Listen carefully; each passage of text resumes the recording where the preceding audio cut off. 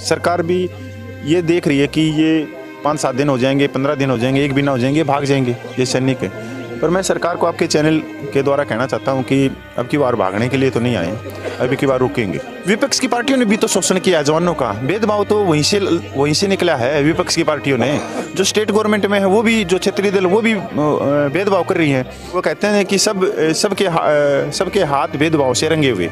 तो विपक्ष को लेके हम क्या करेंगे? विपक्ष ने कौन सा हमारा वो किया सर भेदभाव में? तो वो भी साहब जी का धन्यवाद करता हूँ कि उन्होंने समय तो दिया जवानों को 75 सालों में मिलने का।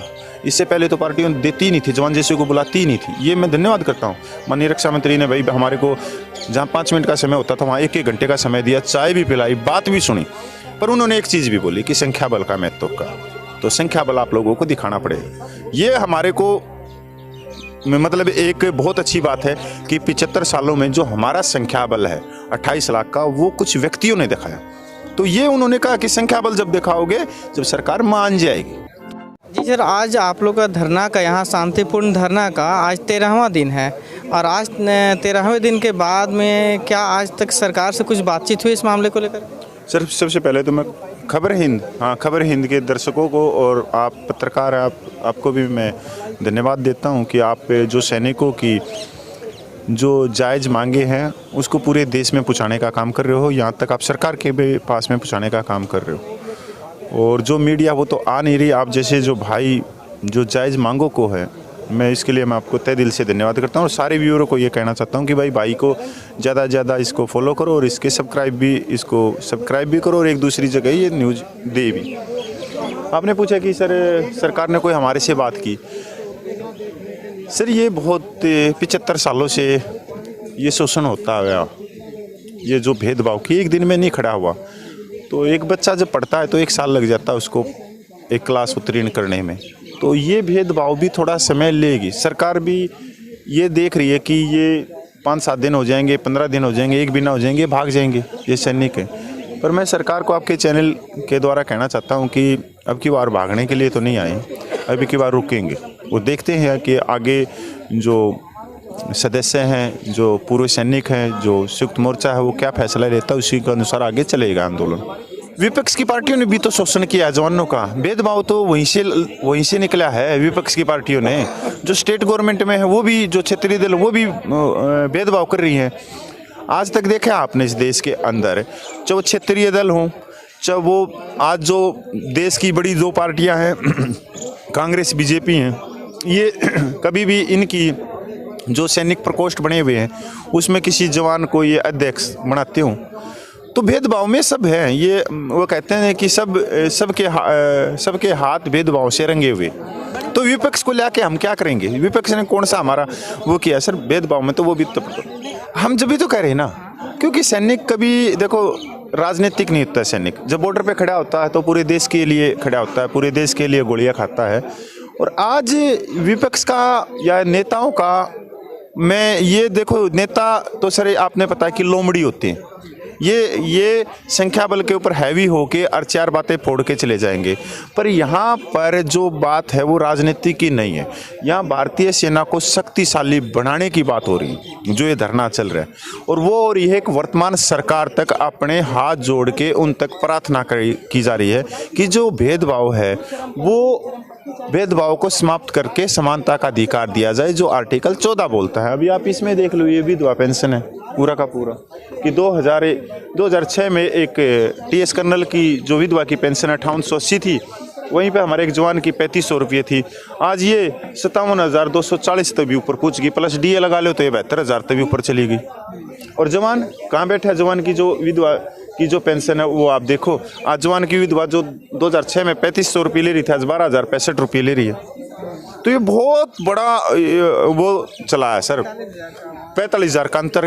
मतलब रेशो दर जो बढ़ा वो, मतलब बंद कमरों में मीटिंग हुई, संख्या बल जवानों का था, फाइलें मंचों के ऊपर कहते रह गए मेरा जवान की पे पेंशन कम है, और जवानों को वहीं छोड़ गए और अंदर जाके सरकारों से मीटिंग करते रहे। तो इसमें सारी जो पार्टियां हैं ना, जो राजनीति के 75 सालों की, वो सब दोषी हैं और दोषी हम भी हैं। कि हमने कभी भी सरकार तक अपनी बात पहुंचाने की कोशिश नहीं करी। सबसे बड़ी बात ये। हाँ, हुई थी मेरी राजनाथ साहब जी से। पहले तो मैं माननीय राजनाथ साहब जी का धन्यवाद करता हूँ कि उन्होंने समय तो दिया जवानों को 75 सालों में मिलने का। इससे पहले तो पार्टियों देती ही नहीं थी, जवान जैसे को बुलाती ही नहीं थी। ये मैं धन्यवाद करता हूँ। माननीय रक्षा मंत्री ने भाई हमारे को जहाँ 5 मिनट का समय होता था वहाँ 1-1 घंटे का समय दिया, चाय भी पिलाई, बात भी सुनी। पर उन्होंने एक चीज़ भी बोली कि संख्या बल का महत्व का, तो संख्या बल आप लोगों को दिखाना पड़ेगा। ये हमारे को मतलब एक बहुत अच्छी बात है कि 75 सालों में जो हमारा संख्या बल है 28 लाख का, वो कुछ व्यक्तियों ने दिखाया। तो ये उन्होंने कहा कि संख्या बल जब दिखाओगे, जब सरकार मान जाएगी। तो अभी ये संख्या बल पे है। अभी ये मत कहना कि सर इसके लिए 10 दिन, 15 दिन, 2 साल, 4 साल। देखो, इस कमेटी को 14.5 साल हो गई संघर्ष करते हुए, तो आज तक ये कमेटी नहीं हारे। तो आज जो लोग सोच रहे हैं या कोई कमेंट कर देगा कि 1 महीने में हो जाएगा, 2 महीने में, नहीं, हम 1-2 महीने के लिए नहीं आए। हम तो इस सोच के साथ में आए हैं कि अब तक हमारा पूरा जीवन भी चला जाए संघर्ष करते करते, और अगली पीढ़ी के हाथ में दे जाएंगे। और संघर्ष का नाम भी यही है कि कभी भी 1 या 2 महीने को लेके मत चलो, 1 साल को लेके मत चलो। क्या पता पूरी ज़िंदगी भी लग जाए इसमें। क्या पता हमारी पीढ़ी है उसको कुछ भी ना मिले और आने वाली पीढ़ी को सब कुछ मिल जाए। ये तो पौधे लगाने की बात होती है, पौधा कोई लगाएगा, फ्रूट कोई खाएगा। पर यहाँ भारतीय सेना को शक्तिशाली बनाने की बात हो रही है, जो समानता से, इससे हमारी भारतीय सेना का बहुत मनोबल बढ़ेगा। ये 1 रैंक ऑन पेंशन पे आपने पता है कि भाई 20 जनवरी को 1 रैंक ऑन पेंशन की टेबल निकली थी। मैं आपसे पूछना चाहता हूँ, आप मीडिया कर्मी हो, कहीं भी माननीय प्रधानमंत्री का, माननीय रक्षा मंत्री का या माननीय और मंत्रियों का किसी ने भी किसी रैली में, अभी 3 स्टेटों में चुनाव हुए हैं, और वैसे भी भारत देश में कहीं ना कहीं चुनाव होते ही रहते हैं। त्यौहार कम आते हैं भारत देश में और चुनाव ज़्यादा होते हैं, कभी वार्ड के, कभी सरपंच के, कभी MLA के, कहीं ना कहीं होते रहते हैं। 20 जनवरी के बाद में किसी भी माननीय ने कहा कि 23,000 करोड़ रुपया दिया, जबकि सरकार अगर 2 रुपये बिजली की यूनिट घटा देती है तो फर्स्ट पेज के ऊपर अखबार में सुबह सुबह बोलती है कि हमने 2 रुपये घटा दिए। 23,000 करोड़ रुपया भी दे रहे हो और तब भी मुंह में से आवाज़ नहीं निकल रही, ऐसा क्यों? तो सर ये आवाज़ गई है, ये सरकार को भी मालूम है कि कुछ ना कुछ गलत हुआ है। अब क्यों बोलेगी सर सरकार, बोलेगी सरकार, ये सच्चाई है, बोलेगी सरकार।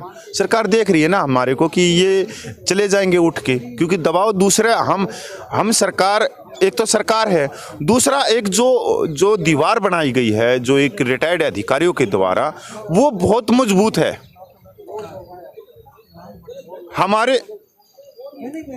हमारे बीच में, सरकार और हमारे बीच में एक कंकर ईंट की दीवार है जो 75 सालों से अधिकारियों ने बनाई। तो सर वो तो थोड़ा समय लगेगा सर। वो भी सर, कोई भी चीज़ होती है, मान लो हम 5-7 व्यक्ति गए किसी नेता के पास में, तो वो क्या करेगा? क्योंकि हम वहाँ जाके कहते हैं कि हम 28 लाख हैं। तो सर सीधी सी बात है भाई, कोई भी चीज़ होती है कि आपको क्यों प्रॉब्लम है 5-7 व्यक्तियों को, 28 लाख कहाँ हैं, वो क्यों नहीं मांग अपनी उठाती? तो ये सीधा आप खुद ही समझदार हो। ये 1 रैंक ऑन पेंशन पे सर जवानों का हक था, इसमें कोई दो राय नहीं। ये जो कम उम्र में रिटायरमेंट होती है उनके लिए था, पर ये उनको ना मिल के आप ये देखो 58 से 60 साल की उम्र वालों को दे दिया गया। ये मिलिट्री सर्विस पे है, ये एक रिस्क बढ़ता है। ये सेना जीवन की कठिनाइयों, जो कठिनाई है, बर्फ़ है, ग्लेशियर है, रेगिस्तान है, वहाँ का जीवन कठिनाई से भरा हुआ है। तो ये उसका है ये अलाउंस, ये 2006 में शुरू हुआ, पर इसमें बहुत बड़ा भेदभाव है कि आप ये बताओ कि जो बर्फ़ पड़ती है या दुश्मन की जो गोली होती है, वो जवान और अधिकारी के लिए अलग अलग होती है।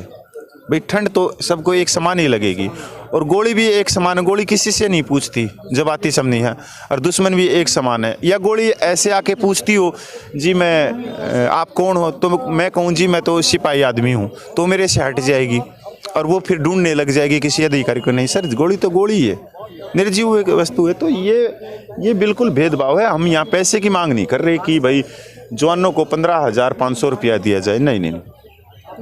हम ये कहते हैं कि भाई जितना भी हो एक सम्मान हो, ये एक सम्मान हो, एक समानता हो, बस।